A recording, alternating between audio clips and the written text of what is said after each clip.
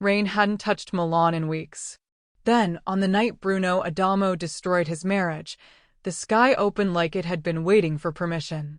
Inside the Adamo family villa, candlelight flickered across the marble floors as Maria stood frozen in the doorway of her husband's study. A glass of wine trembled in her hand.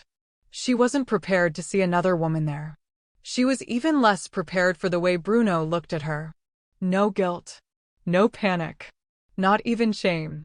His fingers were still resting against Rosalyn's wrist. And when his eyes met Maria's, he didn't pull away. That was what broke her. Bruno, her voice barely escaped her throat. What is this? Rosalyn didn't move. Bruno calmly picked up his glass, the same cold composure he used when closing billion-dollar deals. Maria, we need to talk. Her stomach dropped. 5 words. 5 words were all it took for her to realize that the man she loved, trusted, and married had already chosen another woman. You're going to tell me it's over, Maria whispered. She said it first because she couldn't bear to hear him say it. Bruno said nothing. He didn't need to. The silence was an answer. Maria looked from him to Rosalyn, and something inside her finally went numb. For months, she had been protecting a secret. A secret Bruno didn't know. A secret that was already growing beneath her heart. She was pregnant. With his child. But Maria wasn't going to tell him now. Not while another woman stood beside him. Not while Bruno was looking at her as if 7 years of marriage meant nothing. She slowly removed the diamond wedding band from her finger. Her hands had stopped shaking. That frightened her more than anything. She placed the ring on his desk, right beside the glass of wine he'd barely touched. Then I hope she's worth it. For the first time that night, Bruno's expression changed. His jaw tightened. Something flickered behind his eyes. Doubt. Maybe regret. But it was too late. Maria turned toward the door. Maria. She stopped. For one impossible second, Bruno thought she might stay.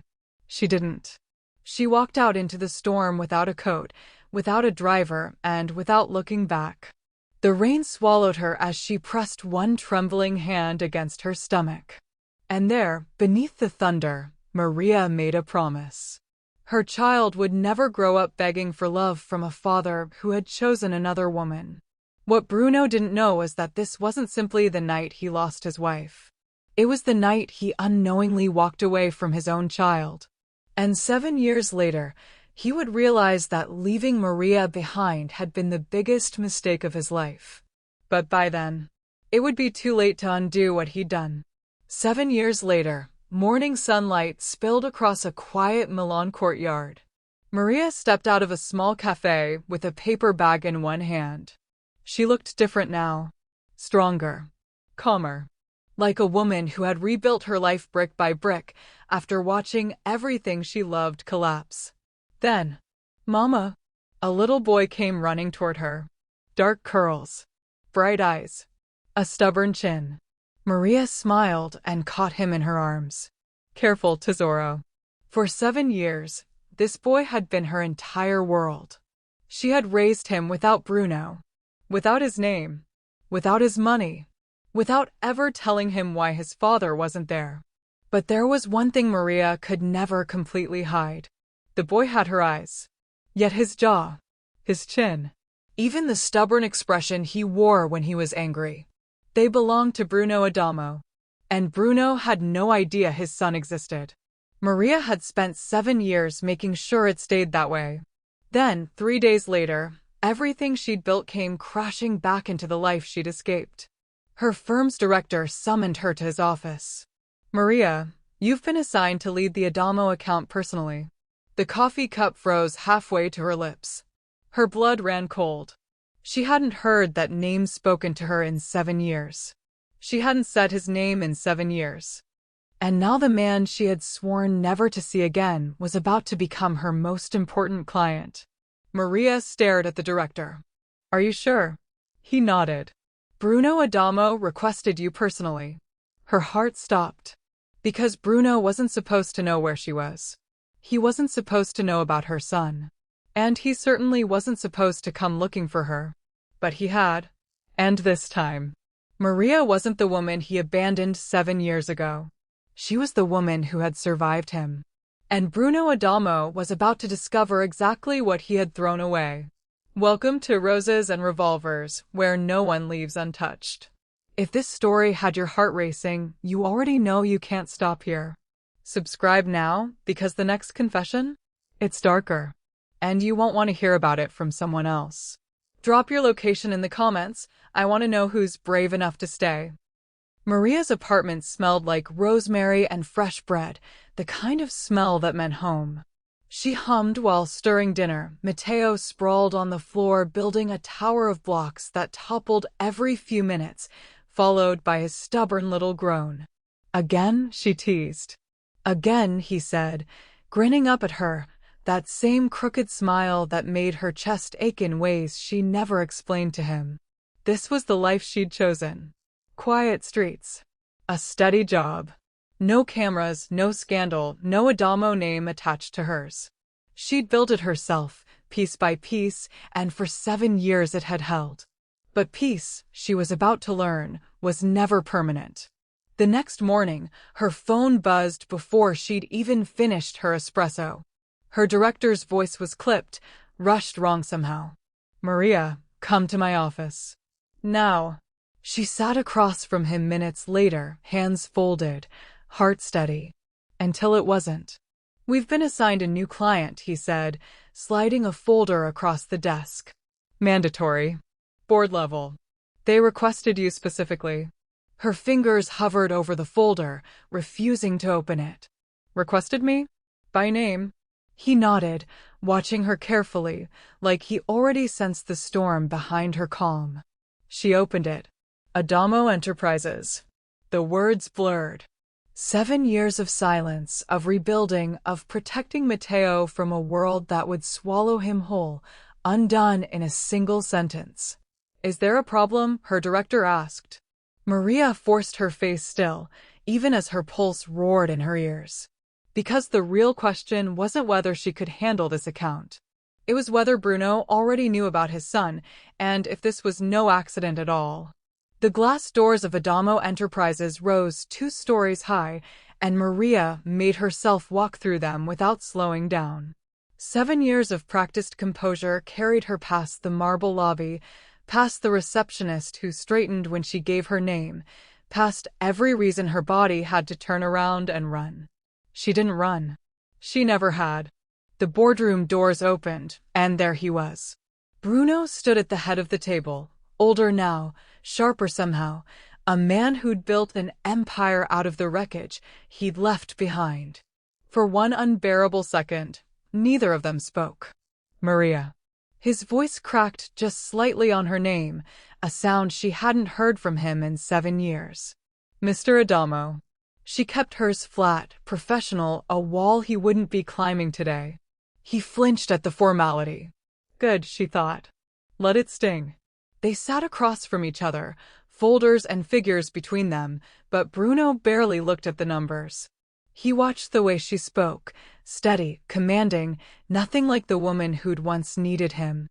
She'd become someone entirely her own, and the realization hit him like a blow he hadn't braced for. Rosalyn's name hadn't crossed his mind once since Maria walked in. What did that mean? "You've done well for yourself," he said quietly, when the meeting finally broke. Maria gathered her files without meeting his eyes. "I had to." She turned to leave, and Bruno's next words stopped her cold. "Do you have children?" Her hand froze on the door handle. Because somewhere across the city, a 7-year-old boy with his father's jaw was waiting for her to come home, and Bruno had just asked the one question she couldn't answer honestly. Sunday mornings belonged to Mateo, and Maria never let work touch them, not even Adamo Enterprises. They walked to the park near the fountain, his small hand tucked in hers, his laughter echoing off the stone as he chased pigeons that scattered every time he got close. She didn't see the black car parked across the street. She had no reason to. Bruno hadn't planned to stop there. He told himself later it was coincidence, a meeting that ended early, a street he happened to be driving down. But something made him slow the car. Something made him look. And there she was. Don't forget to hit like, leave a comment, and subscribe for more. Maria, laughing, hair loose in the wind, chasing a boy who tumbled onto the grass giggling. Bruno's chest tightened before his mind caught up to why. He stepped out of the car without deciding to. He told himself he'd just say hello. Nothing more. But as he crossed the street, the boy looked up and Bruno's entire world tilted sideways. Those eyes. Dark, deep-set, unmistakably his own, staring back at him from a face too young to carry that kind of weight. His breath caught in his throat. Bruno? Maria's voice cut through the fog, sharp with alarm the moment she saw where he was looking. He couldn't answer. He couldn't move. The math was already assembling itself in his mind. 7 years, 1 summer, 1 night he'd never forgotten no matter how hard he tried. Mama, who's that? Matteo asked, tilting his head with easy curiosity. Maria's face went white. And Bruno, still frozen on that sidewalk, finally whispered the question that would shatter everything. Maria, how old is he? Rosalyn noticed it before Bruno said a single word, the way his eyes drifted mid-sentence, the way he stopped finishing his thoughts.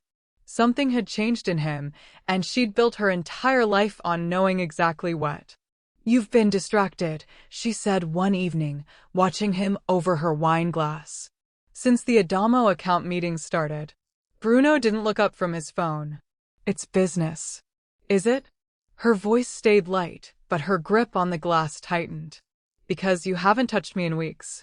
He didn't answer. That silence told her everything.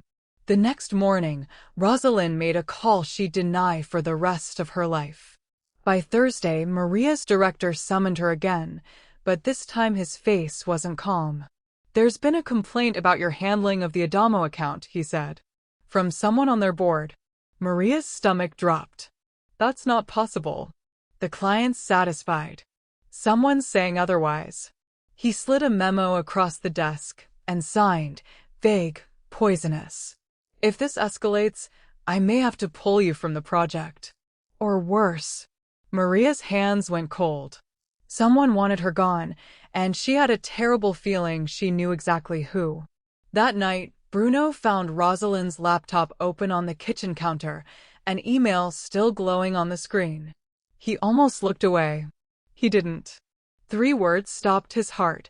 Get her transferred. His jaw tightened as the pieces clicked into place. The timing, the sudden complaint, the woman standing just feet away pretending she hadn't noticed him. What did you do? And for the first time in 7 years, Rosalyn had no clever answer ready. Bruno hadn't slept since the kitchen counter. Rosalyn's words, get her transferred, kept circling in his mind like a warning he'd ignored for years without realizing it. He told himself he was only looking for a contract. That's all. A signed agreement Rosalyn claimed she'd filed in her private office at the estate. But the moment he stepped inside, something felt wrong. The locked drawer, the way her assistant had hesitated before handing him the spare key. He shouldn't have opened it. He did anyway. Beneath a stack of business folders, tucked flat against the bottom of the drawer, sat a small bundle of envelopes tied with faded string. His name was written across each one in handwriting he hadn't seen in 7 years. His hands went still. Maria's handwriting. He counted them with trembling fingers. 6 letters. Every single one unopened. The postmark stopped him cold, dated the same summer she'd left him, spaced weeks apart, growing more frequent toward the end. Why would Rosalyn hide these? What had she not wanted him to see?